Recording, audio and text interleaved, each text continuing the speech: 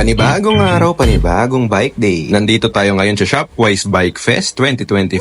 Naka-assign tayo sa 45 kilometers na route. Target ko dito mahigitan yung runtime ko compared sa Sun Life Cycle PH 2 months ago. So una pa lang hinataw ko na agad. Buong ride di ako nagpahinga halos. Sa mga friends ko sa Strava, 15 seconds lang yung pahinga ko. So kahit umaahon, max effort ko siya. 3,000 plus cyclist yung umattend sa event na to. Tapos iba't ibang group age din talaga. Ang pinakabatang rider daw 1 year 9 months.